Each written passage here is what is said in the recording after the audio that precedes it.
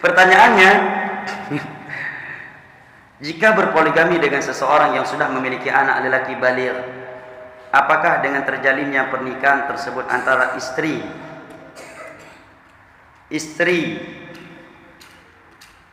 yang pertama dengan anak lelaki dari istri yang kedua otomatis akan menjadi mahram sehingga halal bersalaman persentuhan afdolnya. Ini yang pertama. Kedua, afdolnya berpoligami itu dengan gadis atau janda. Ini pura-pura nggak tahu aja nih jawabannya. Yakinan nih, pura-pura nggak tahu nih. Karena dari sebagian besar istri Rasulullah SAW adalah janda. Hanya Aisyah radhiyallahu anha yang gadisnya. Dia kasih jawaban sendiri. Semoga Ustaz istiqomah dalam berdoa atas dasar sunnah. Amin ya Rabb. Yang pertama, barakallahu fiik.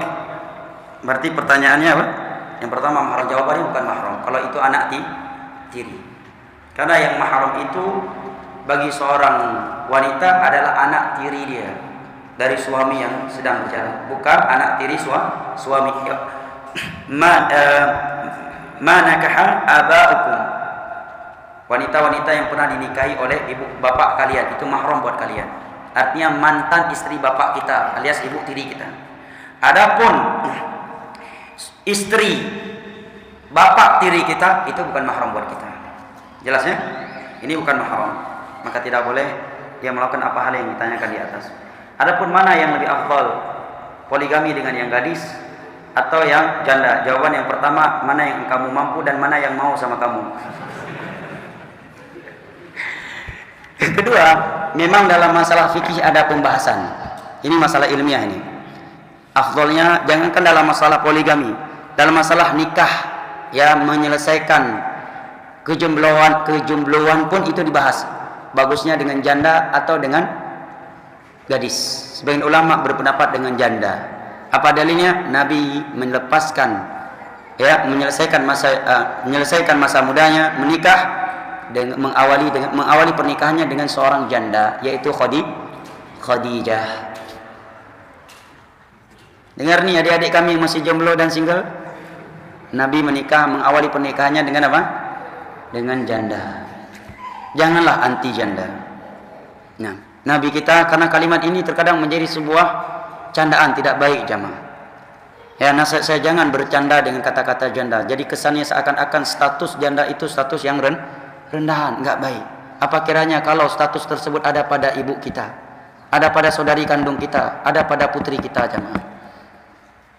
Allah berfirman, inna akramakum indallahi atqakum.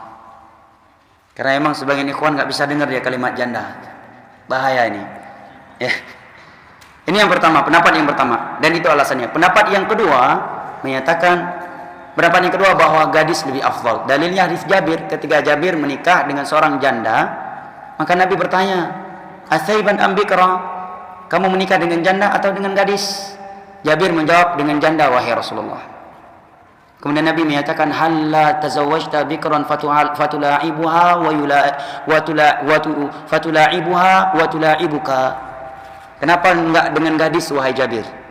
Sehingga bisa lebih ya, bercanda, lebih hidup rumah tangga.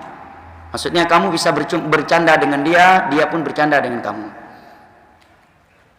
Walaupun tentunya terkadang, mohon maaf, seorang janda jauh lebih menyenangkan daripada seorang gadis. Ya. Kok bisa? Ya nggak usah tanya lagi kok bisa. Saya tahu sendiri. Ini pendapat yang kedua. Pendapat yang ketiga, tengah-tengah antara dua pendapat ini. Ini bisa antum lihat dalam Syarahul Mumti. Syarahul Mumti. Tengah-tengah dari dua pendapat ini. Para ulama menyatakan pendapat yang ketiga, lihat maslahat dan mafsadah. Kalau Anda melihat dengan menikah dengan janda lebih maslahat buat dunia dan akhirat Anda, maka dengan janda lebih baik daripada gadis. Contohnya Jabir di sini. Ketika Nabi menyampaikan kenapa enggak dengan gadis, maka Jabir menyebutkan alasannya, karena saya punya adik-adik yang orang tuanya sudah meninggal. Saya ingin menikahi dengan janda supaya dia bisa merawat adik-adikku. Karena secara umum janda lebih pengalaman daripada gadis. Betul apa enggak? Betul. Kok tahu? Kok tahu antum? Hah? Kok bisa jawab betul? Pengalaman? Baik. Hah? Baik. Ini pendapat yang ketiga. Lihat masalah dan mafsadah. Kalau antum lihat ada janda, masya Allah, ya adalah sekian persentase Khadijah padanya.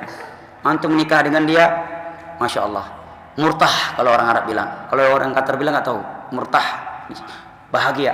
Apa di sini istilah pasarannya Ustaz Arab? Murtah ya, murtah dia, dunia akhirat, propertinya di mana-mana. Bisa haji tiap tahun, bisa sering umroh, dia pun taat, ya, dia bisa membantu orang tuanya.